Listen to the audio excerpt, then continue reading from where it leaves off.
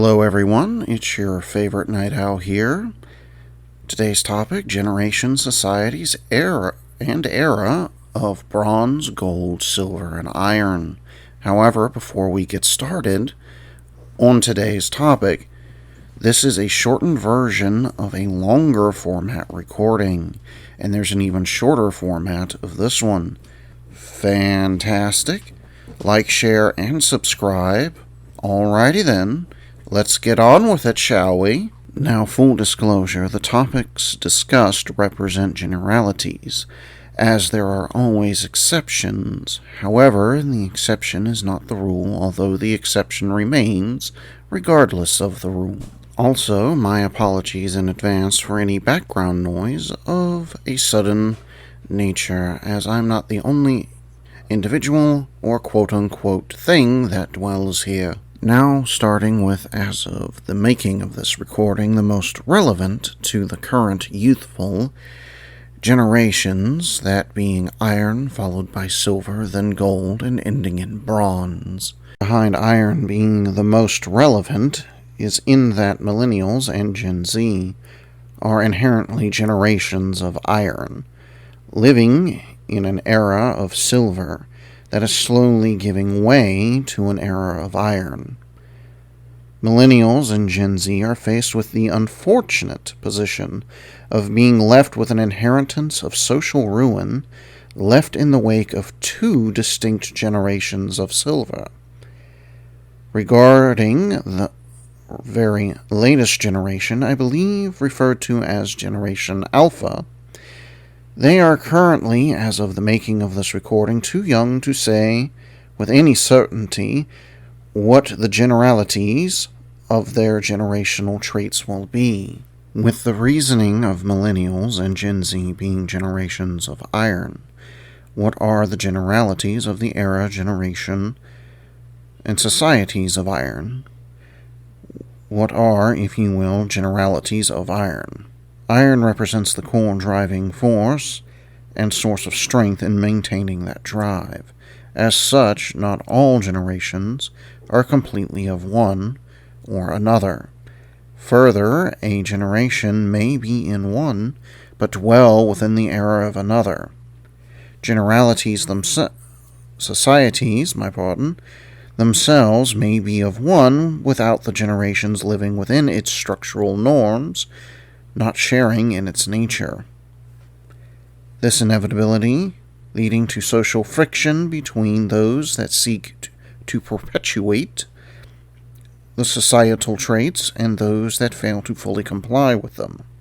Thus, variation is inherently present and accounted for within the natural order of things. Iron's generalities can be found in its inward strength and drive forward within its own.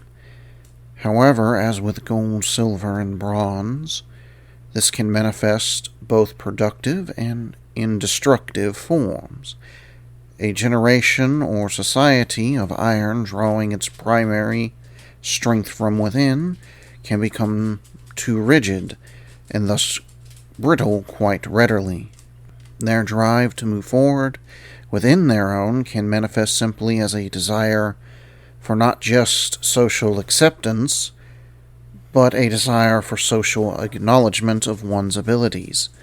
However, this can also lead to social hostilities, as individuals and groups within society naturally compete. Further, societies themselves can develop hostilities as they seek to maintain their social presence amongst their peers. Those of iron are just as likely to desire self-sufficiency and refinement of their own ability as they are to seek to tear down others so that they cannot stand higher than they in lieu of truly moving forward. As to the generalities of silver, followed by gold, and finally onto bronze, silver stands as opposing counterpart to gold, both inherently similar, but also distinct, their opposition born of where their strength driving them onward lies, one within and one without. Silver, like iron, draws upon its inward strength. However, where they differ is within their primary social drive. Silver's drive can be found in a desire for consumption, while iron desires purely for social acknowledgement and moving forward within one's own. Silver's primary desire is to achieve such acknowledgement for their social desires to consume. To silver, greed, while it may be referred to under different words, is desirable. A generation of silver naturally leaves in its wake an inheritance of ruin.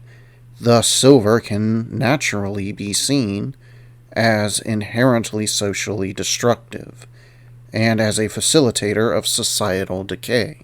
Gold, as the opposing counterpart to silver, naturally differs in the core of its strength lying without rather than within. Gold, similar to bronze, finds its strength from social acknowledgement from outside their own. Favoring their appearance, they seek to bask in the light of their social standing. Vanity is, whether it be acknowledged or not, is a key trait of those bound in gold. Like bronze, they seek the grandeur of social authority and acknowledgement. However, it differs from bronze in that those of gold seek their strength for the sake of advancing their own standing within their larger social structure. Like silver, gold naturally seeks consumption. However, where a distinction can be found is in where their social desire for consumption gains its drive fueled by socially from its strength without. Gold strives for social acknowledgement as to facilitate its own desire to consume, raising itself up driven by its vain glory. Gold represents an inherent outwardly destructive force and a facilitator of societal stagnation. Its strength derived inherently at the expense of those outside their own, and frequently without truly contributing to their own, only seeking further social advancement. Finally, the generalities of bronze are upon us. Bronze represents an inherently outward-driven force. Those of bronze are inherently driven by the projection of outward strength, their primary drive lying within a desire for social advancement and acknowledgement from their outward projection of strength, directed against those outside their own. Frequently, historically, example after example has been seen of children of bronze providing a constant source of dread for those that find themselves in the unfortunate position of being their neighbor. Their drives having the potential of providing themselves as reliable ally, even in the face of stronger opponents. However, bronze is just as likely to become a rampaging empire, threatening both strong and weak alike. In the generalities of iron, bronze, silver, and gold, there is a degree of separation between them. However, similarities, as well some closer than others.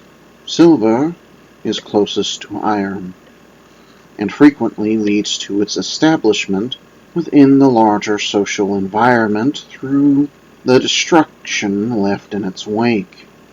Gold generally follows after bronze due to their similarities, the order seemingly naturally following of bronze to gold, with gold leading to silver and silver followed by iron. This can be seen in modern society. Boomers and Gen X are very much were generations of silver. The following generations, Millennials and Gen Z, are inherently generations of iron. Although for a later recording, there is argument that Gen X requires new designation. Thank you for your time. I do so appreciate all those that subscribe, especially those that remain for the news at the end. As to the news, there are more of these discussion recordings coming, as well as other IRL videos. Like, share, and subscribe. We'll see everyone around.